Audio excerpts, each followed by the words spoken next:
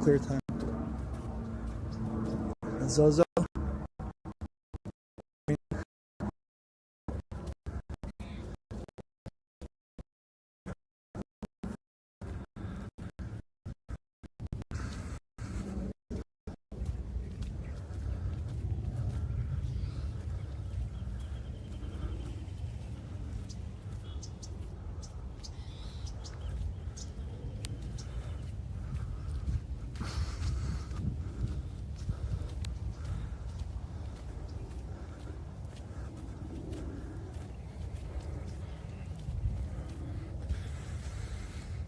Smells very fresh out here. Look at these fresh mountain bike tracks. Someone was going nuts. I miss my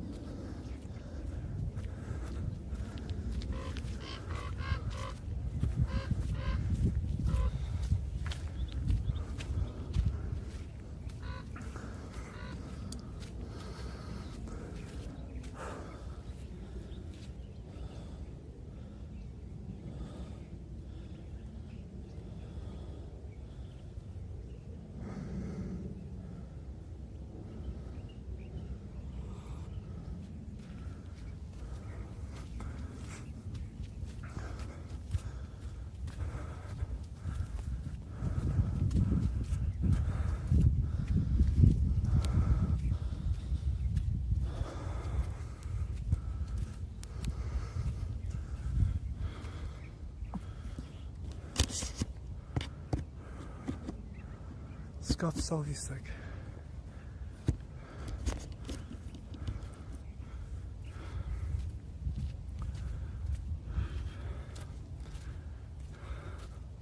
Well, the quality looks great though.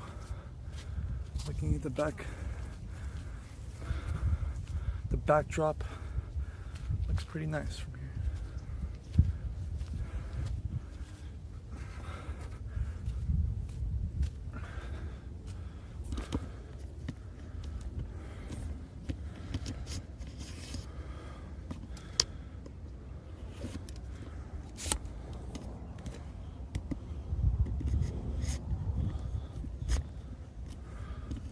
Oh.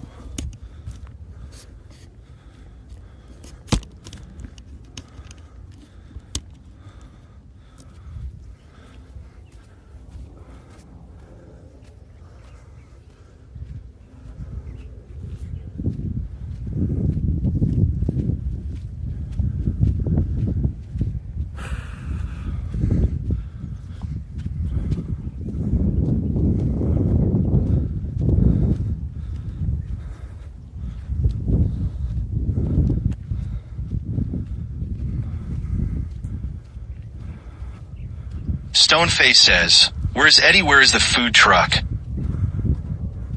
Eddie's doing a little adjusting today. Eddie had a haircut appointment planned at noon. Unfortunately, he woke up at that time. Ended up cutting the hair himself, and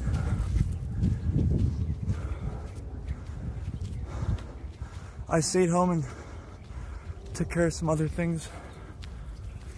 I have some other things that I want to take care of as well. Stoneface says, "Is Eddie high on mushrooms again?" I wish, bro. I should be taking those regularly. To be honest, Jesus Christ, you made me realize I should start taking those again. At least like once a month for mental like for some, I don't know, just for some de-stressification. You know, sometimes we get fixated with our own thoughts. But no, I'm sober as fuck. I'm just enjoying the nature, dude.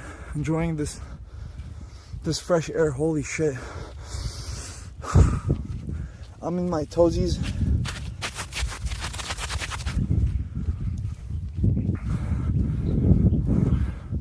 You know how we do. We're trying to regenerate our aura on this mountain. I come here to regenerate my aura. The energies that keep the Eddie doing Eddie shit. It's all up here. Shut the fuck up. Stoneface says, yes, mushrooms heal the mind and soul. The hobby of growing them was funny for me, and I feel like did more for me. And like I said, I had a lot of them, and I just never even bothered to take more than like, I probably taken an accumulation of like 3 or 4 grams in the past 2 years. That's like one sitting for someone.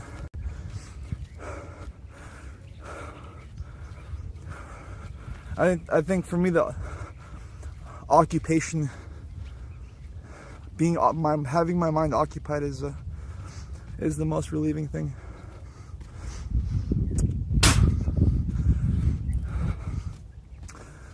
Take a little microdose. Tony 100 customers are no surprise. I'm here to make a pact with the snakes, dude. I'm gonna channel all the animal spirits up here.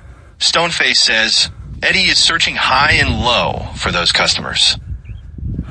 High and low, far and wide, to the heavens. You know? I place my trust in the heavens, dude. Let's all say a little prayer. Oh shit. Let's all say a little prayer right now.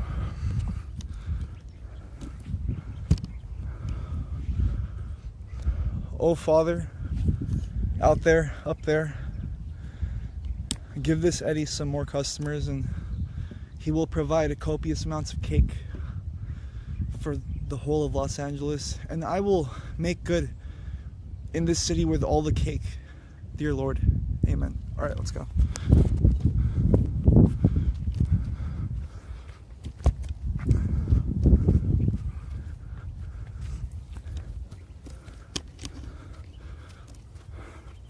That was our little religious sermon for the day. Make good with cake. Fear not, because God values those that do cake onto others.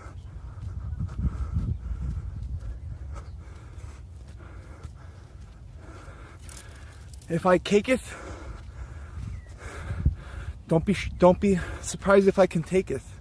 All right. Thou shalt taketh, and thou shalt taketh. Hello.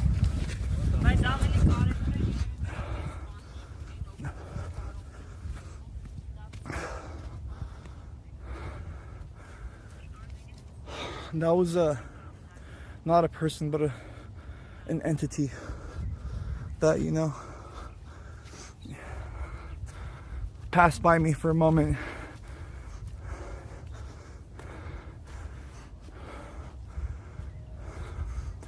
Thou shalt, if thou shalt caketh, thou can also taketh.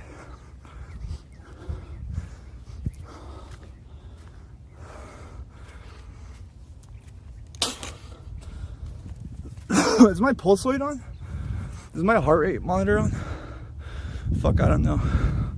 I don't give a fuck. Oh.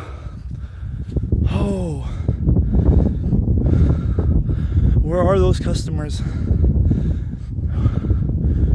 We gotta find them.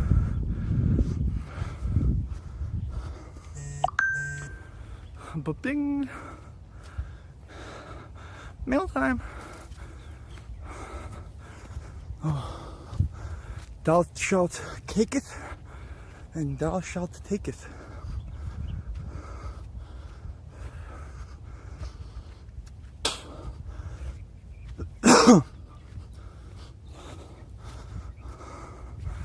I think reception is good here because no one's outside today. You know, all the bandwidth is mine. It's all mine.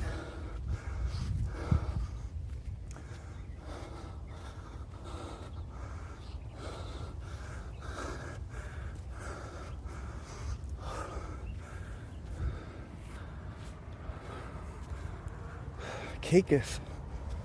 Caketh to the heavens. Caketh.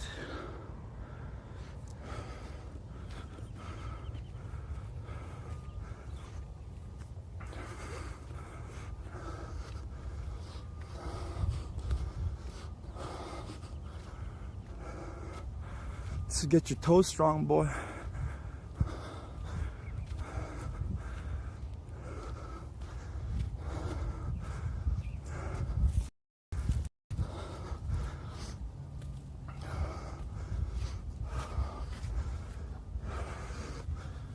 Oh.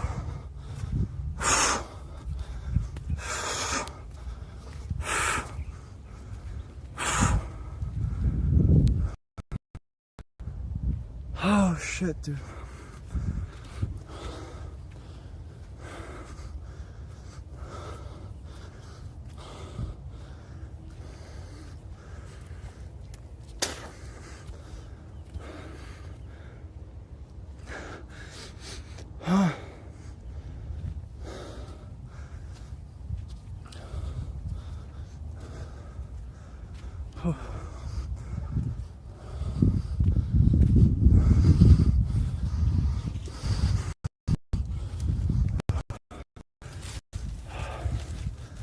Caketh.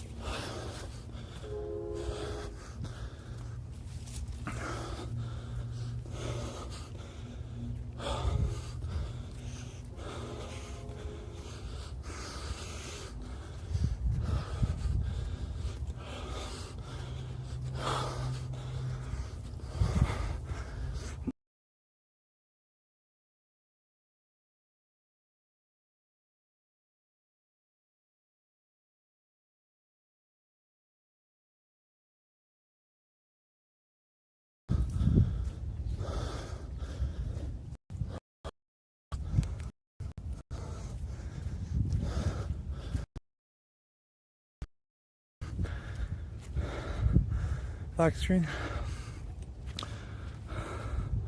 F screen.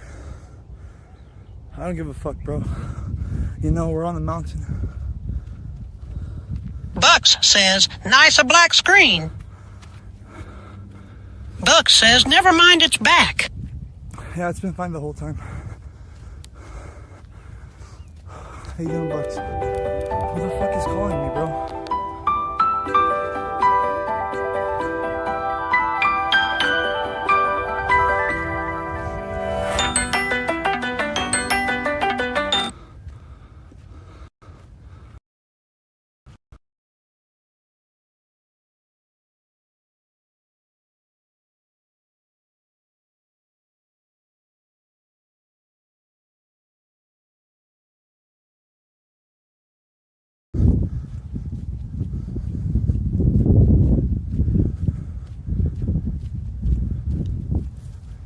Hello. Hello, how you doing, buddy? How you doing?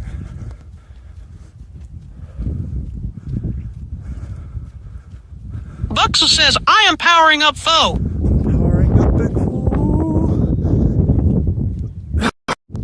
Powering up big foe. T-Mobile rectified the situation with their scam fraudulent fucking promotions, and they fixed it for me. They gave me the original deal.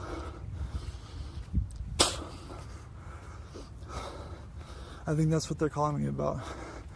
That FCC complaint did the trick. Don't fuck with customers, bro.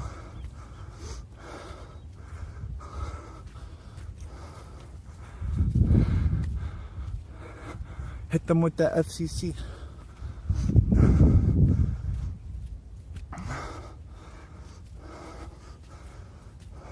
Buck says, why did you think about pushing him off the mountain? Wow.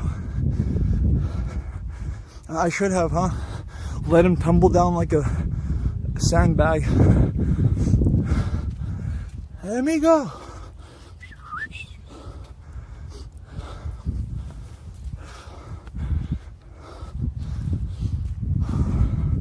We're not channeling dark spirits up here, bro. We're channeling light energies. Fucking... I've been near all these gadgets and devices for far too long. Too much lately, at least. There's like 10 SIM cards on me every time I'm in the truck. Buck says, just a trolley rolly. Anything off the trolley, Diz? And we're up the top.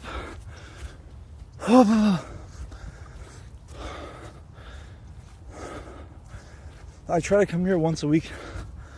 Fucking keep my cardio in check.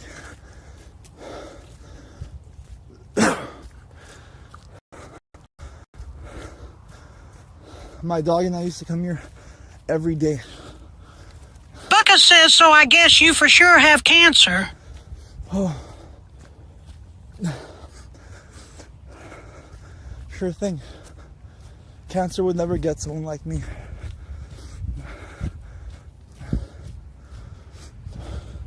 I'm too strong for that shit.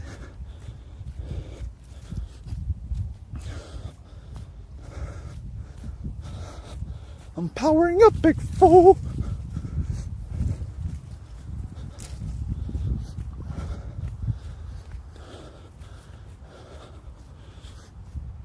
I get a dosage of this every day, bro. One of these gets you, you know, one of these a day keeps the doctor away.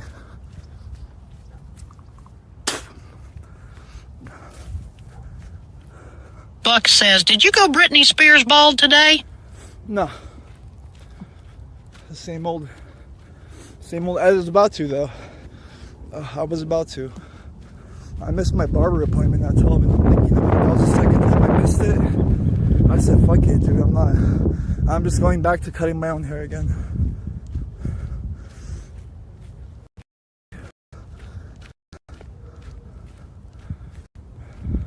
I know I'm not constantly fucking moving every minute of my day towards the work. Buck says, so your barber hates you. Nah, he was chill. Like, I'm pretty sure a lot of people will cancel on him because of the weather. Landlord Zero says, jump off, Eddie. Just neck right here. I mean, it'd be a beautiful place to neck.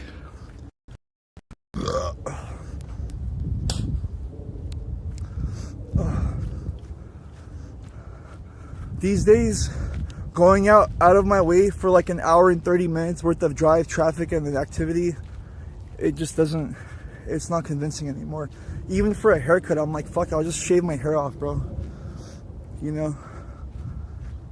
But like I was saying, it's not like I'm actively productive the entire day, but at the same time, I have bouts. Landlord Zero says, no, I didn't mean that. I meant jump. Oh. I'm barefoot. It's kind of hurting though. It's not bad. I can keep doing it.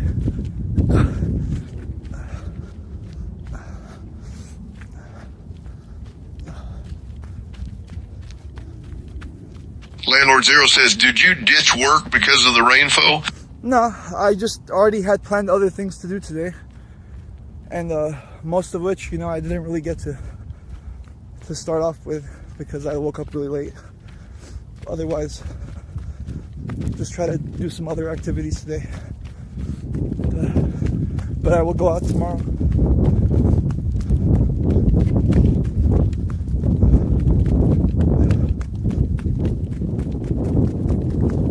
My feet are cold.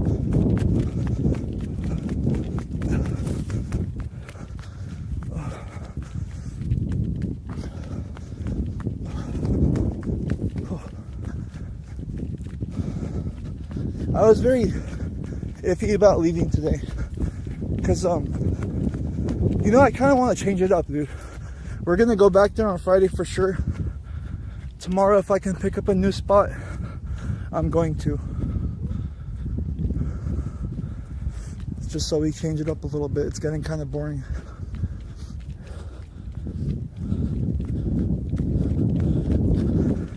Let those people miss me a little bit over there.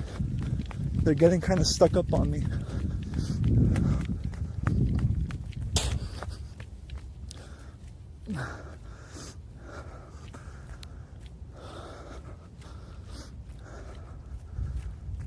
Landlord Zero says, yeah, that would be good. Yeah. It'll be changed for all of us, you know. It all depends if I find the spot, though. I was still planning to go to the truck and do a bit of preparation and cleaning today, so we can do everything stress-free tomorrow. I pretty much did a lot of my chores for today at home. I just have to go feed that stupid dog and feed myself.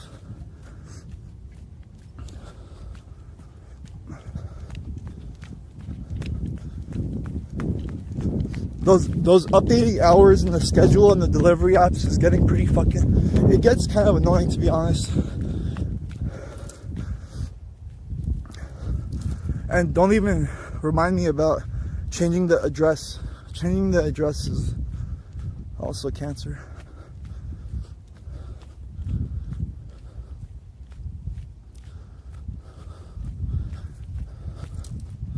I could speak about all that back in the day shit, you know, but we need more strategies. If you guys want me to pull up to like Melrose or some shit tomorrow, dude, if I had to pull that job off, I don't know, their hours are limited on Melrose, so there's only so much I can park there. For example, like No Jumper, I think I can only be there after the evening, and 80% of tomorrow's stress and battle is going to be the parking, bro. And you know, it's just, don't forget about all those other fucking goons and riffraffs that you have to deal with over there. It's just too much.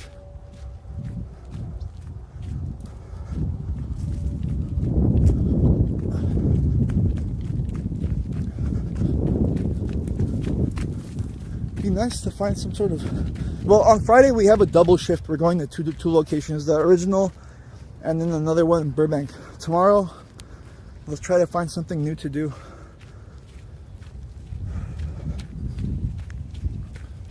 Landlord Zero says, no jumper is good park there, folk. Look, aesthetically and from the outside, you think it's a good spot. There's a lot of foot traffic, easily. It doesn't necessarily mean that people are going to be ordering food from you. Although, my food would probably be cheaper than everything in the area, so who knows? Who knows? But landlord, that parking is such a bitch, bro. I would neglect the business there just because of the parking situation alone. That's how fucked up it is. And there's no one there to aid you.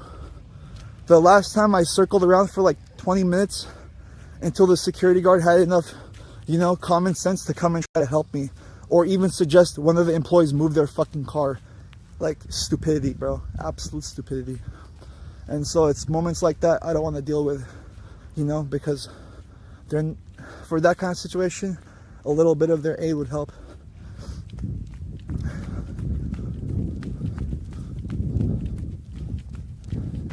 And then I'm also gonna have to be feeding Adam free sandwiches, probably.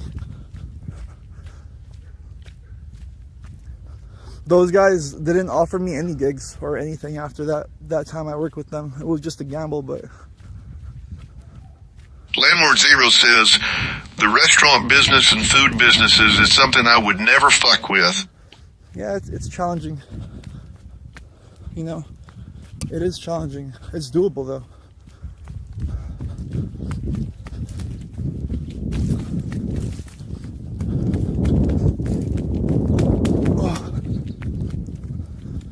It's doable. Like a lot of these people have just been kind of grandfathered in the situation. You know, bro, it's like Los Angeles is a different animal of a place. I'm sure you understand, landlord. If we were in Wisconsin, people would go nuts for my menu because nothing like that exists over there. It's just a dime a dozen here, really. So your ingenuity has to be on another level. You have to be the trendsetter. A lot of people, they make their scraps off of following the trend, you know, capitalizing on that. That's not my game though.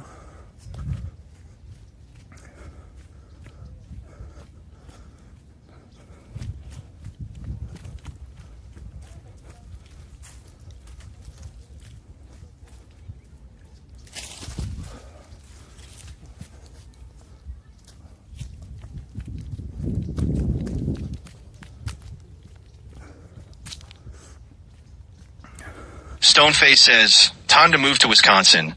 Then Bowie. Landlord Zero says your menu is also copying others. It's the other way around. My menu existed from 2016.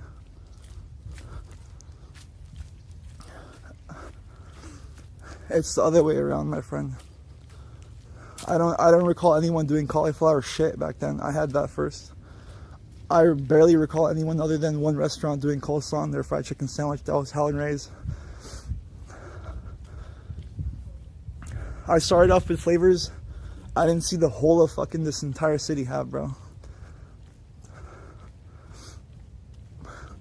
What happened is hundreds of people trended off the hot chicken thing after 2020. Stoneface says, so you're saying your menu is from 2016 and your menu is outdated? Yeah, I mean, like... Landlord Zero says, so you created African Black Hood food? In 2016, yep. And I literally thought I invented it at that time. I literally thought I invented the fucking coleslaw fried chicken sandwich, bro. I never thought anyone else did it. I never saw anyone else did it. I never tried it before. Just it goes to show you that, like, you know, yeah, well, obviously their ideas, like, no one owns anything that exists out there and they float around and it's for everyone to grab them and use them, right? No one is that fucking special in this world where there are, excuse me, but I'm just saying, like, for the most part, these ideas exist for everyone, you know, and some people capitalize on them better than others. That's pretty much what it came down to. But I started before all these fucking fried chicken people. I just didn't succeed with it, you know, on the same scale. But I started alone and I finished alone. These guys started with 20 people and their grandma.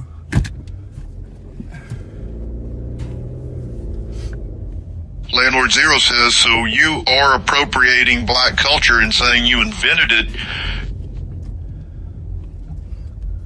In Los Angeles in 2016, go look into that history and time frame and tell me if you see any restaurants doing fried chicken sandwiches with coleslaw and having 5 different variations of flavors for both their chicken wings and their sandwiches with coleslaw. That was like completely me, bro. It was just hot chicken in Nashville, and then Johnny Zone brought it over here, and then another 100 Armos followed after, and then now thousands of people are just doing street food just based on that whole history of what happened in that time. It's either smash burgers or hot chicken, bro. Smash burgers or hot chicken. I mean, I'm not anymore. I'm not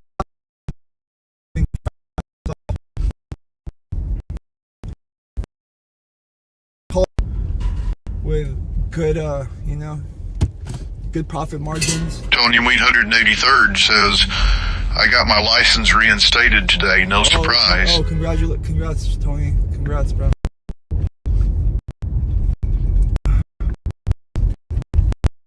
It's back to the old grind.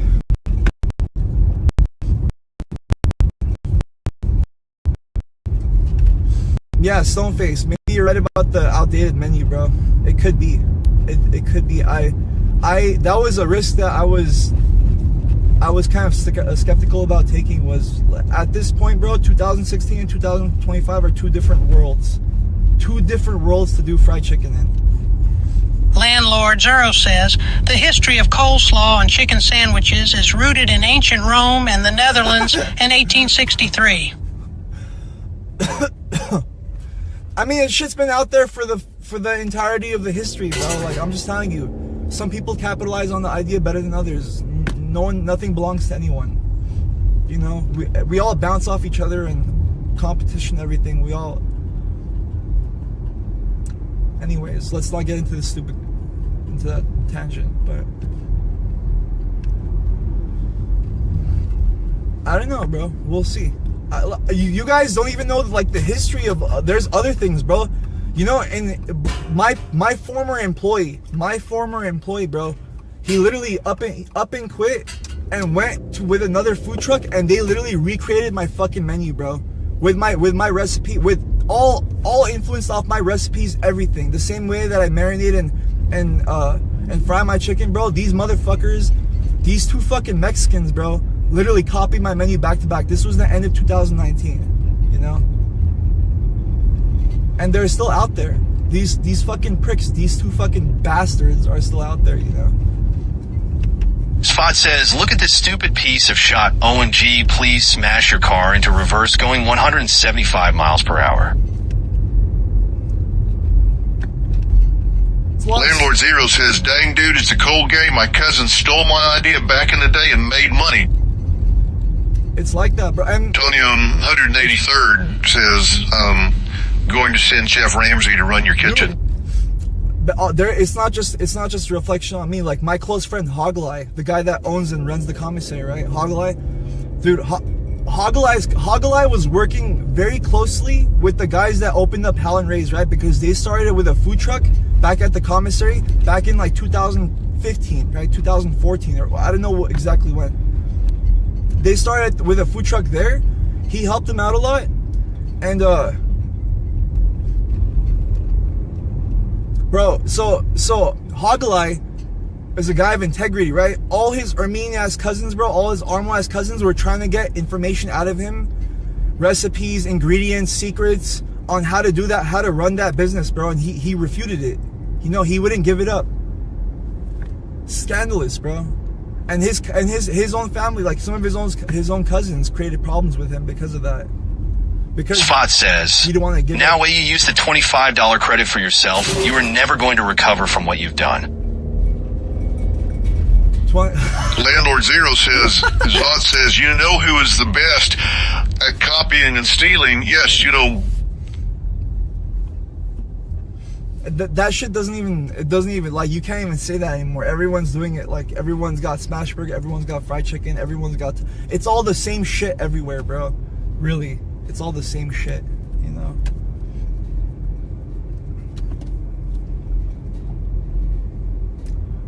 I know it's a very toxic and negative way to be comparative and think and try to like look at others.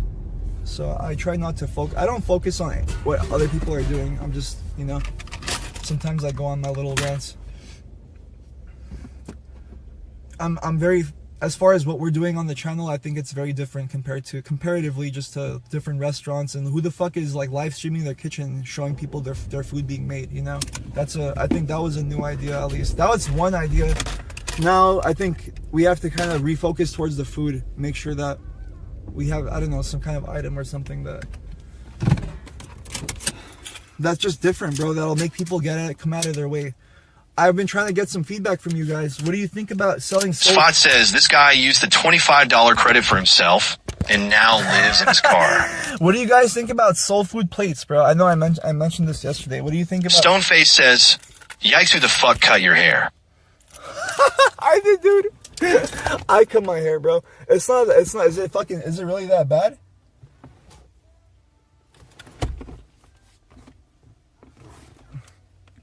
Come on, it's not terrible, dude. This is just it's a Viking ass haircut, alright?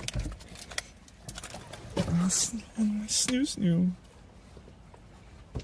Oh, sorry, pal.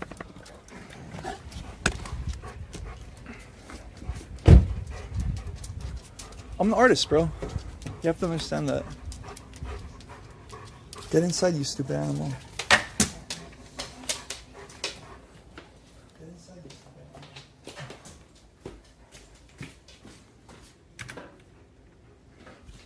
I'm an artist. You give me your fucking tuber and I'll make you a song. You know who quoted that?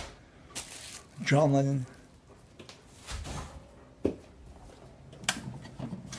He's an artist, yeah? You just give us the tubers. I'll play you a fucking song. Landlord Zero says, missed a few spots back of your hair. Are you serious? I can't tell, bro, honestly.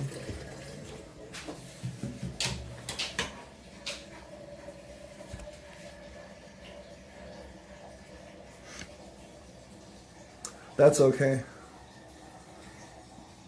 Oh shit. Oh man. No, who gives a fuck, bro. You think my hair is gonna change anything in my life? You think hair is gonna change a thing in my life? It's galactic bathtub time almost, motherfuckers.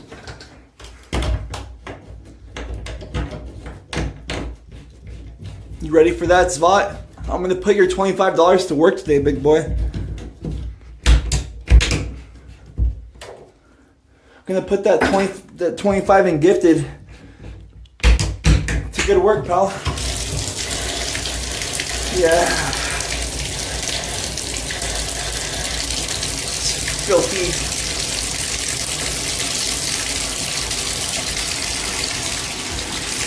My filthy Armenian body.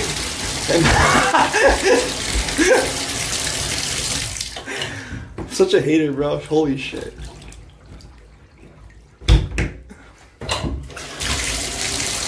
Do you think the words that we use, even in jest towards ourselves, start to affect us?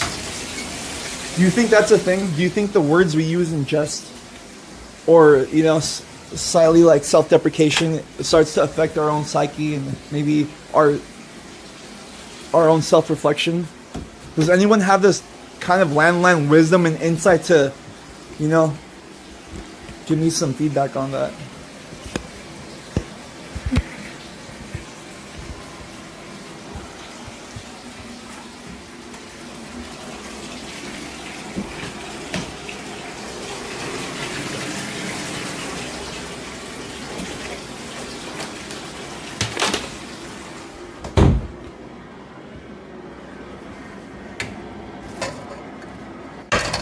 You guys want to know what a fucking...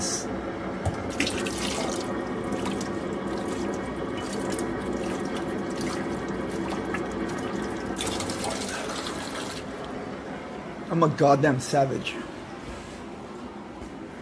Absolute savage.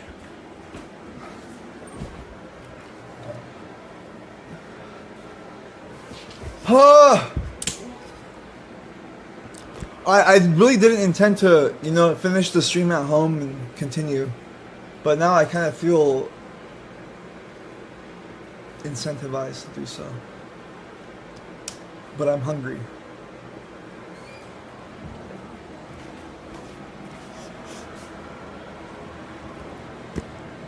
Ah, yes. Hunger.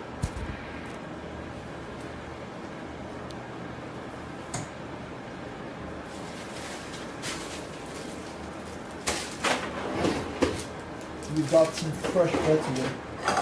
And I was craving some simple shit. Simple bread. Stoneface says, are you going to eat a dog biscuit? I forgot to bring dog biscuits for my pal. You reminded me about that.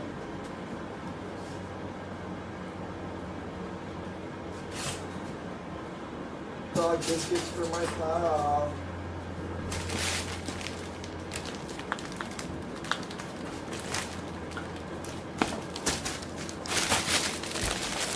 This is some real Quebecois. A baguette.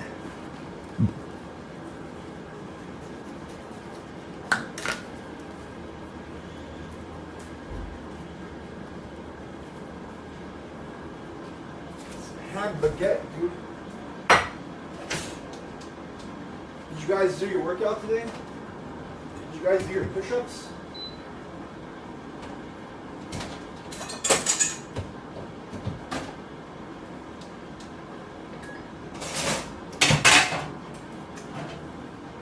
For some odd reason, I wanted to just message in Discord to everyone, lock in. But I'm like, don't be such a. I told myself, I'm like, let me not be a shithead, bro. I woke up. I slept in beyond everyone today, dude.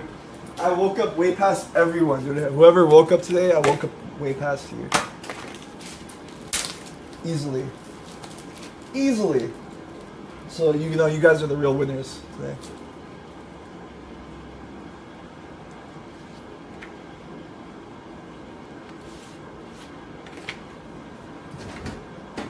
Buck says, damn, it's like you teleported here.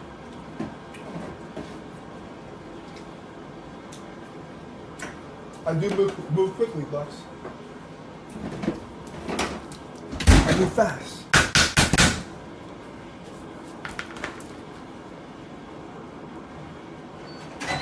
Give me a jambon.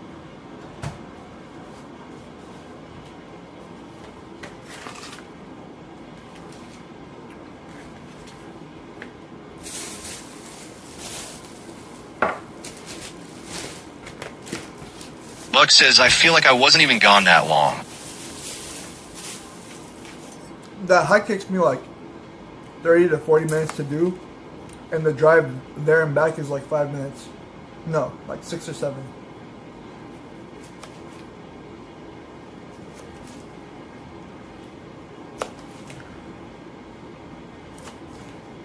Welcome back, Mr. Bucks. How you been, pal? Tell us a little bit about your day, Bo.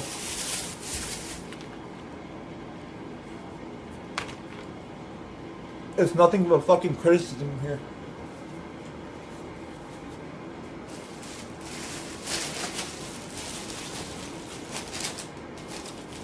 Failed business, no surprise. Broken truck, no surprise.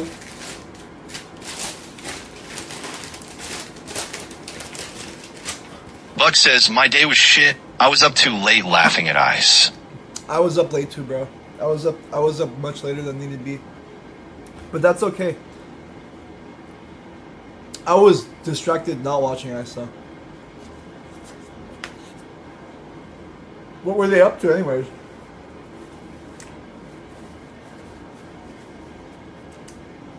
Did they go back to the mountain?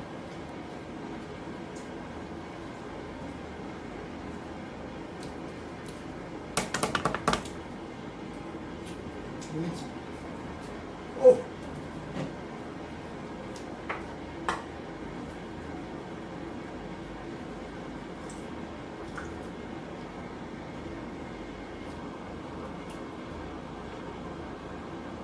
Jesus.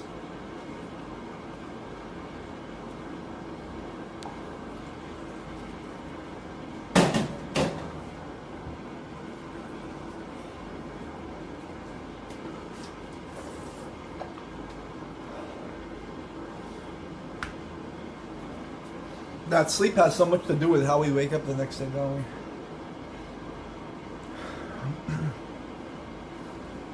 Buck says, I don't know, it was a complete shit show at bar. Everyone was getting horny. BZ and SUS started arguing over a girl. I had to sleep eventually.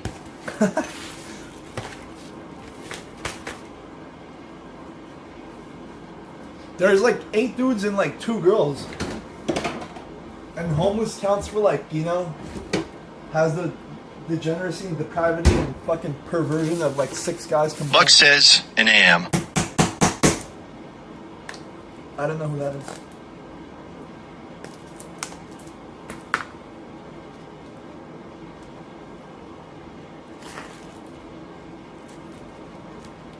Buck says, Abs and SUS started talking mad shit about each other. Yo, you know what's crazy about that? Bucks, from the get-go, bro, from the very get-go, when I saw ABZ's facial expression when Suspenders came by, I knew he didn't like him. I knew right away. He's a very, bro, he's got that Arabic shrewdness, and I could see right through it.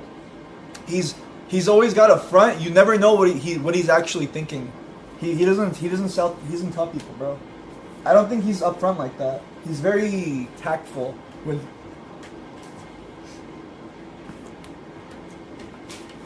And so he just kept it to himself, you know, the whole time. He was just sitting on that feeling, like he didn't like him, you know, and he thought that was his. Look at it. He's a fat person with an ego though. He thought that the spotlight would fall onto him, you know, for doing. Once Suspenders came by, bro, the spotlight completely shifted on Sus, and he felt that, bro. He didn't like that, and I saw that. Buck says, yeah, it finally came out when that girl got involved. It's obvious, bro. It's too hard, and you know, you don't have to be too smart, bro. We spend a lot of time watching these people. We see all their expressions, how they act, what they say and they feel. You know, it all comes out eventually. And same with me, you know, you're eventually gonna figure my ass out. You're gonna figure me out too eventually. If you already haven't. Some people are a little quicker. Jambon.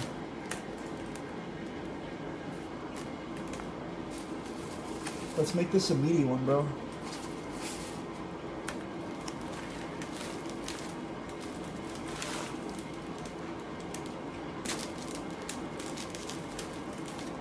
Landlord Zero says, oh, we figured you out, foe. It's okay. Not a big deal if you did.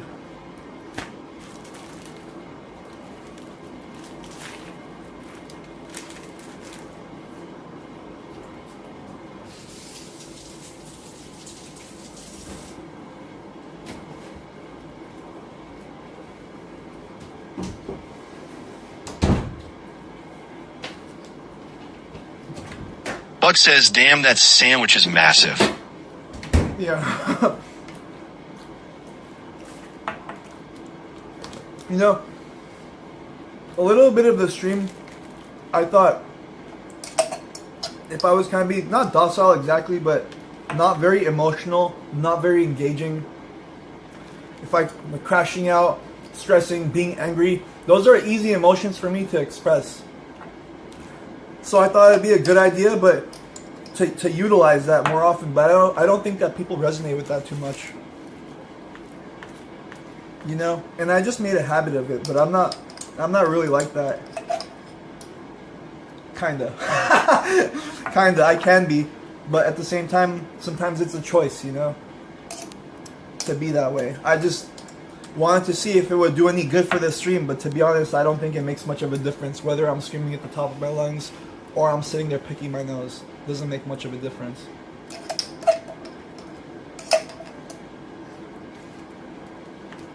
Some Dijon. But I did realize one thing. Buck says, what kind of meat did you put in there? Mortadella and fuck it. Just some salami, bro.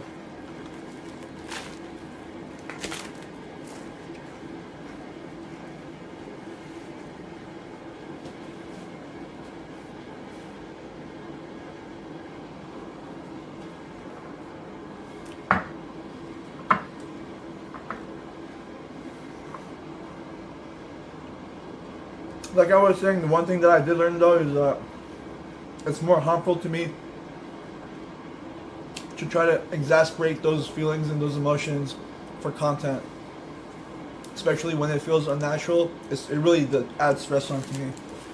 Try screaming at the top of your lungs and mimicking like you're in pain or angry about something, even if you're genuinely not.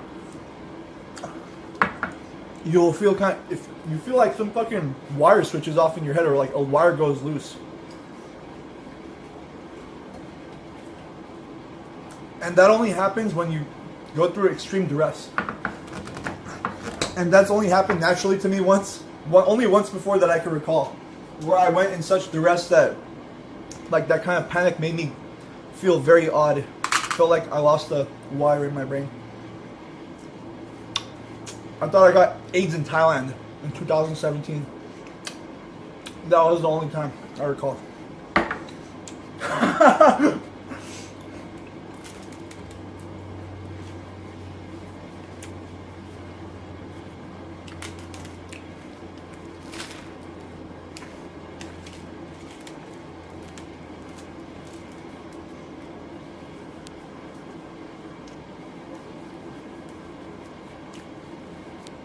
Life is short, fellas.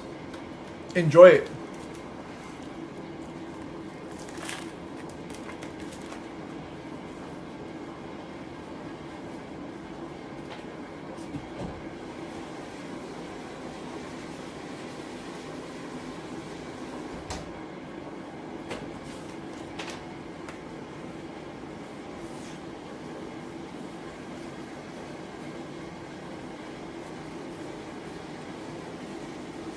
Buck says, I can't harness negative energy. Even if I get mad, it doesn't last long. I spent too much of life mad at one point. That's exhausting. That's beautiful, bro. Are you serious? You're able to do that?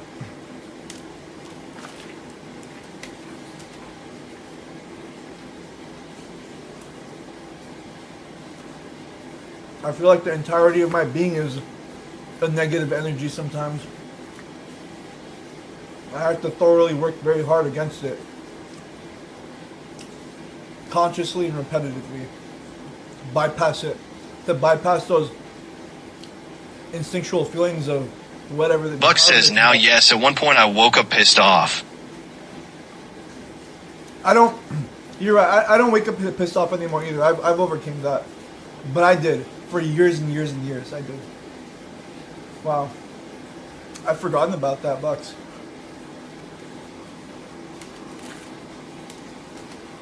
What do you think changed that? Was it just growing older? Having a different perspective on life eventually?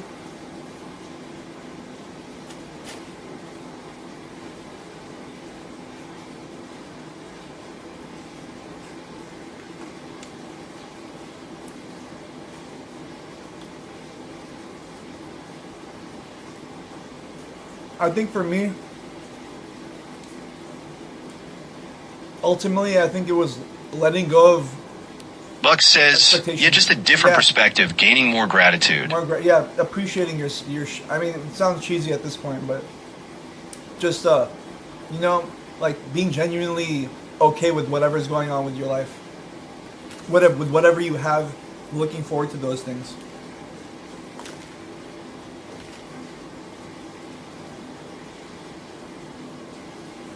Those expectations can fucking kill you sometimes.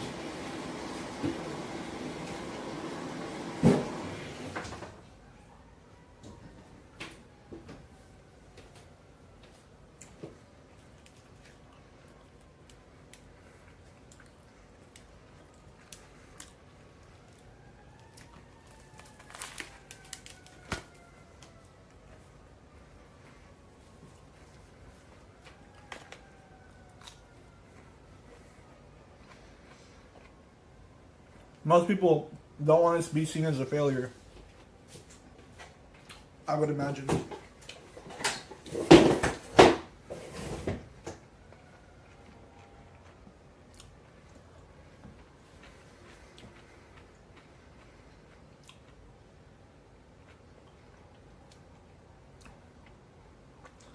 I think a lot of my own self-burdens had to do with my home situation, my family situation, and feeling like there was always some kind of rift between that or in that. I always thought there was something better, you know? But then I went out in the world and I realized that, you know, people don't really care about you. It's all pretend for a moment. There's only like 2 or 3 people that truly unconditionally care about you.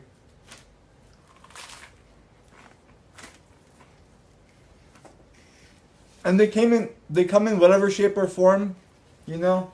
They might not be you might not get along with them the most. They might not be the closest people to you, but. Buck says, yeah, that's real.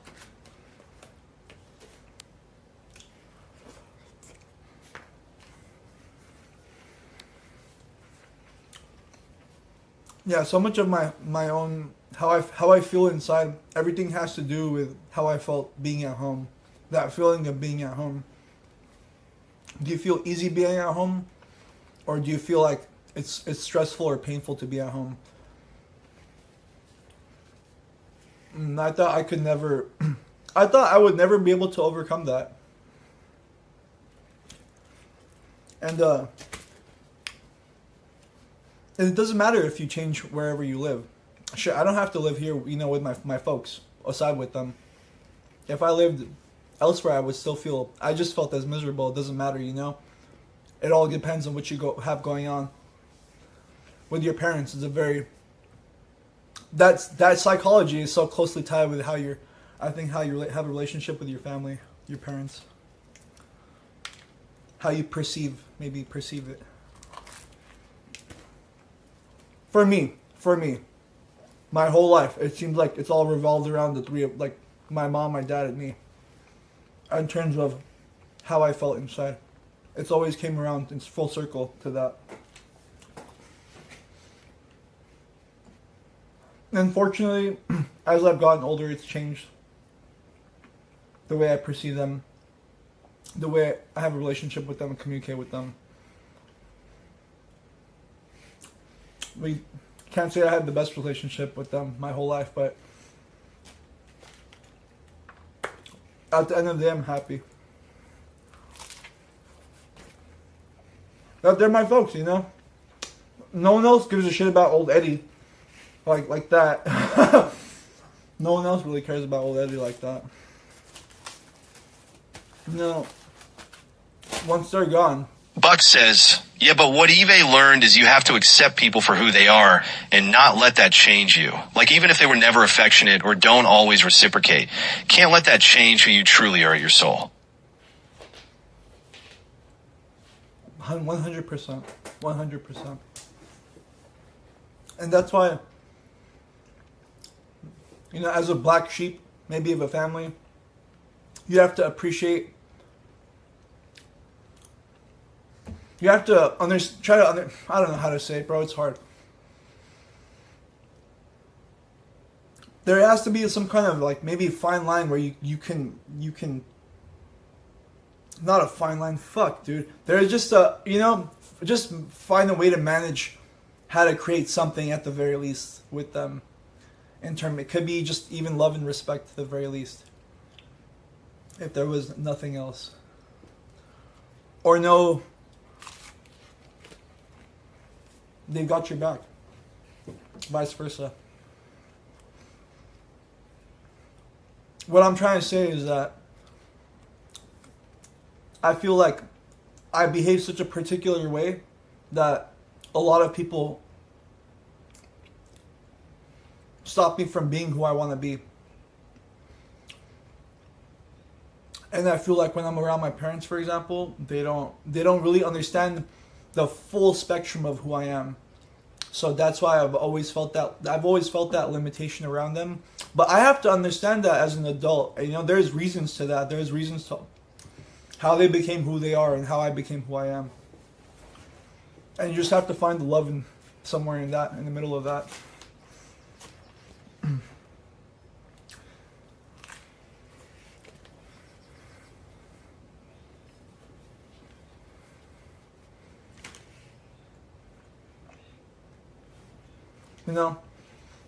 I don't want to ever be in a position where I feel like I have to resent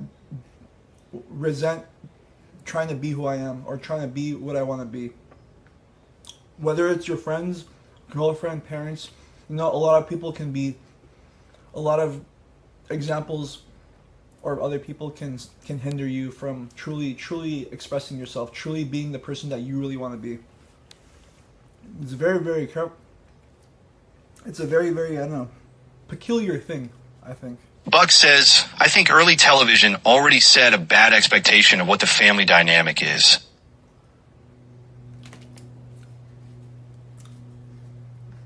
Television, I don't necessarily think that television will dictate the operation of a family, but I think that television could be something that intrudes maybe on the family, like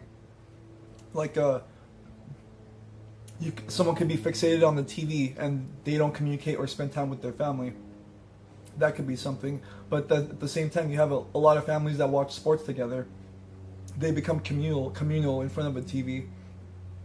And that's just examples I'm throwing out. Or we're talking about TV shows, right? And it shows the dynamic of a family. I think that's what you're referring to, showing like the deadbeat husband, the mom that pretty much... Buck says, no, but as a kid you see happy families on TV and you think that's the standard of what you should be receiving in your life. Yeah, there is like the cookie cutter, like all-American family drama thing. Yeah, it's like I get it. You know, it gives you that impression of like, oh, like, it could set up bad expectations of what you would expect it to be, right? Your own family, growing up and watching these shows. I understand that POV as well. I just, reflecting in the past, I didn't linger on it too much. I lingered on the relationships of other families in comparison and like the contrast. For example, I would hear like someone say, "Oh, I'm gonna go do this with my so and so, my dad. We are gonna go do this." I'm like, you guys like hang out and shit? Like, what the fuck? You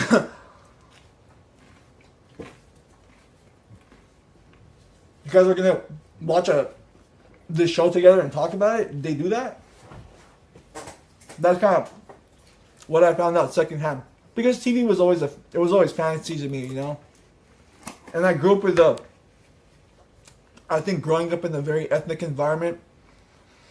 Buck says, yeah, definitely that's the other part of it. Growing up in a very ethnic environment, Bucks, all the people around me, my cousins, the kids of the parents, etc., they all got treated very similarly.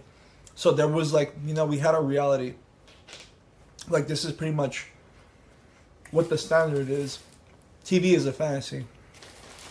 And of course, being like some of an ethnic background, the TV is like a whole completely different world than what we have. Our world is the TV too. It can be like that.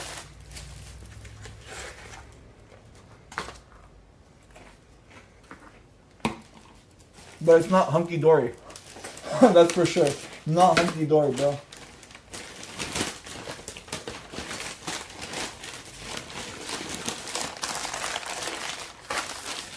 Anyways, we should all,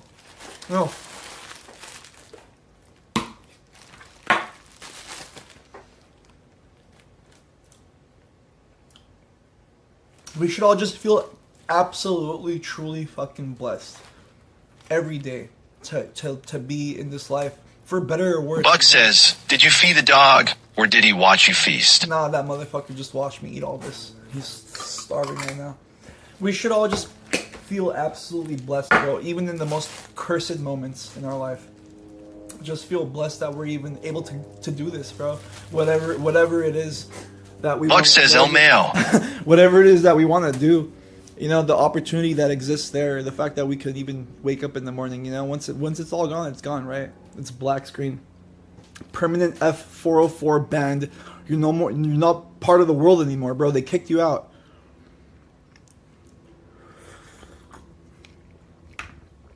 So as I analogize, you know, this streaming world with life, I want to say, you know, if this is going to be your stream, quote unquote, try to make the best content.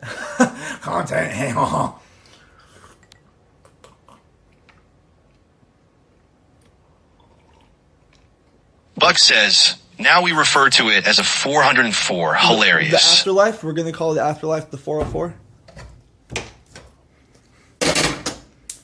Let me give this stupid animal his sustenance. Although he doesn't need it, he's a fat animal.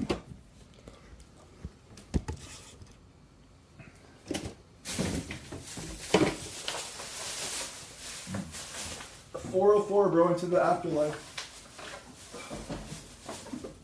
Why don't you we should all be out there making the best content we have every fucking day, bro. You know?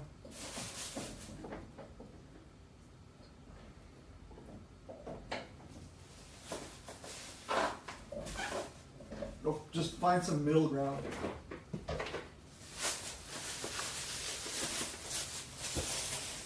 Buck says, feed the dog your conditional love. He's not gonna, bro. He's like the. I think he's the only fucking creature in my life that gets unconditional love.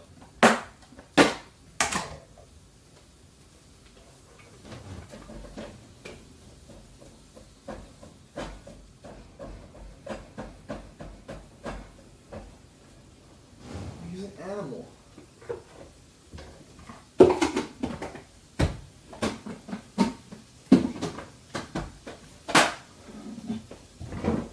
Buck says he loves you based on condition that you feed him. I mean, yeah, basically. At this point in my life, when he was younger, he never cared about food. He never cared about food. He just wanted to go on walks all day, 24/7. He would have went on 20 walks a fucking day, bro. He was a walking machine. His like. Back then, it wouldn't be him staring at me with his ears perking up for food. It would be staring at me, ears perking up because he wants to go walking. I tortured him as a young dog, bro. He probably had so much energy to go out and when I first got him those first 3 years, we would go out, but I wasn't as active. And I think when he was around like 5 or 6, I started to really take him out like every day. We would go on, I'd take him on walks and shit, but it's not at the level of going on hikes every day and exercising him and shit. These dogs, they require a lot of activity.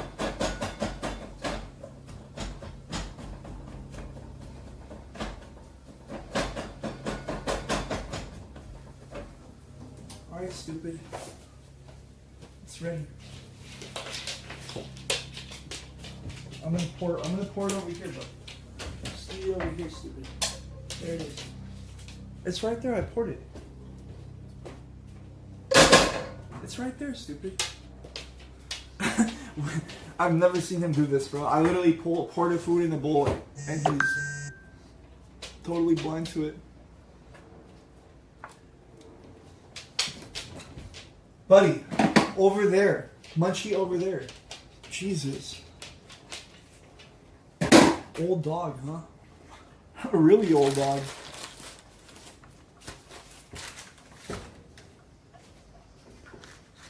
We'll give him some salami and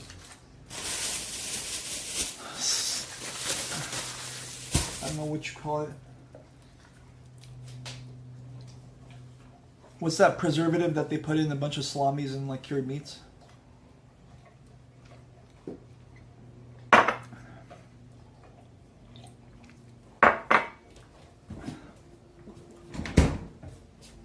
They always mention it on some packages, like, oh, is it like sulfur or something? Sulfur? No.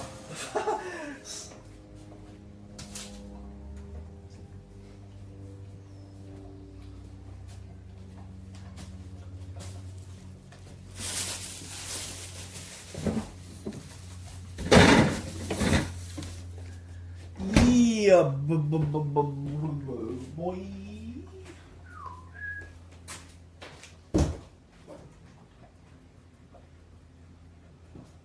What's to stop me now?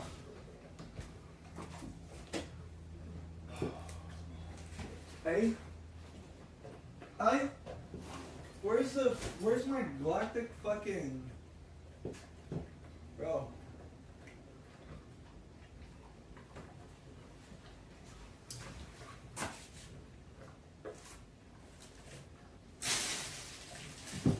Oh, here's my... Here it is.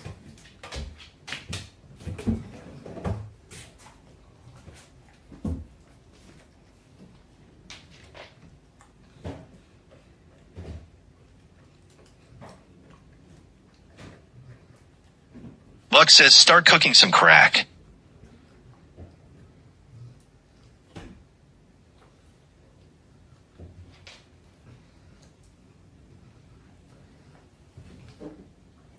Did you say start cooking some crack?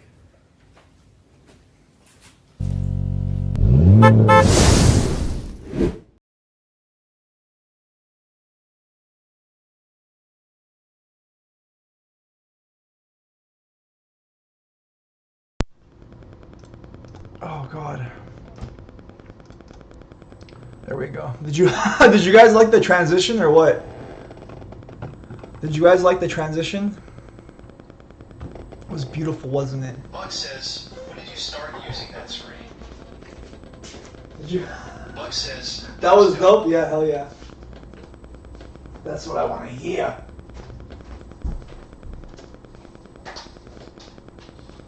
I started using it today.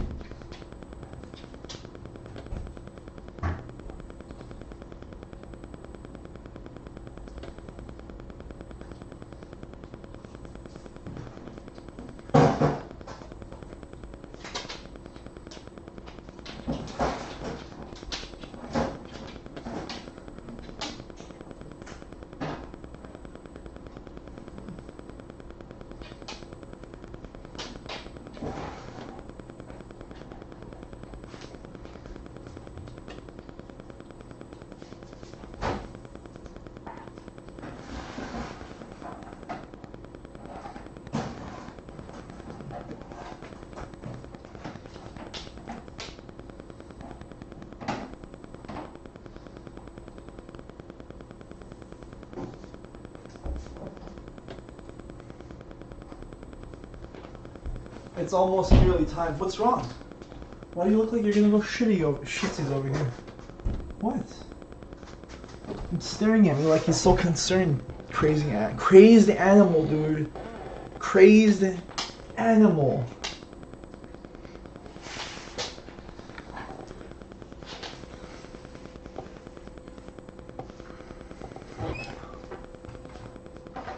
Alright.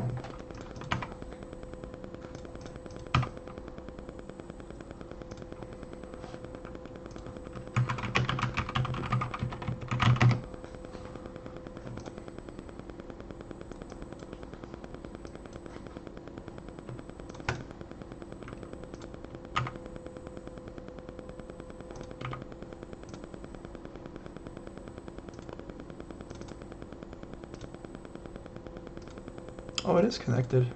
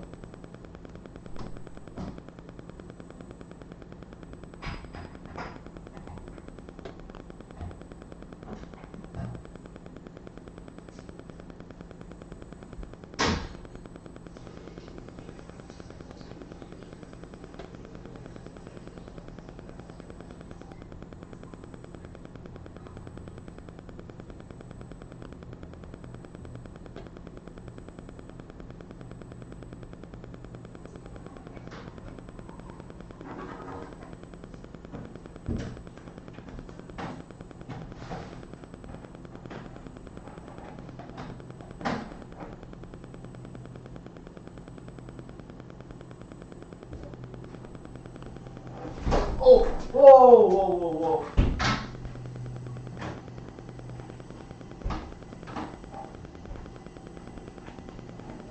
Motherfucker.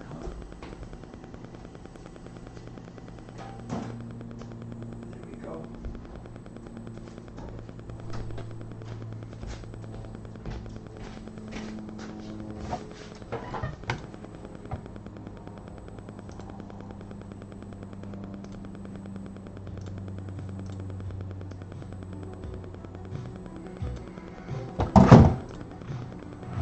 We're nearly starting.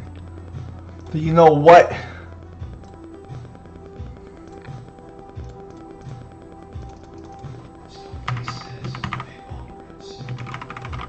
Oh, dude.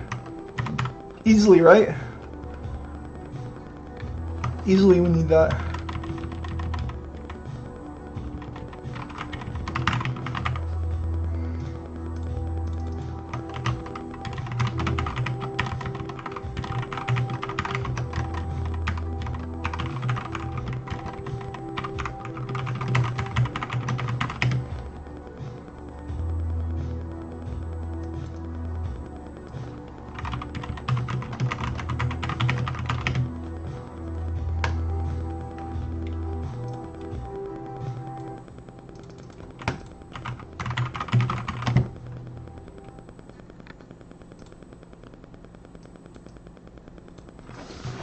gonna pack that fucking bong right now, dude. Without further delay.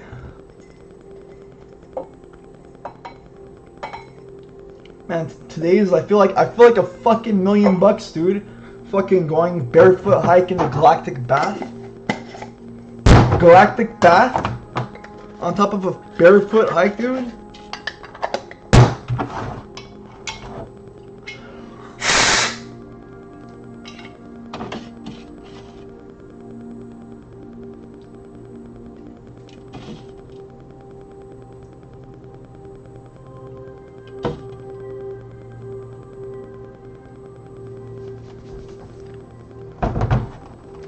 Jesus. Jesus.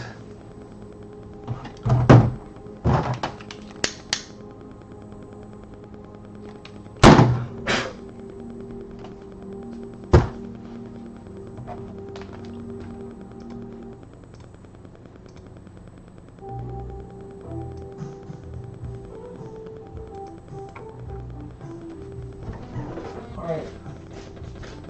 C'est ça, voilà.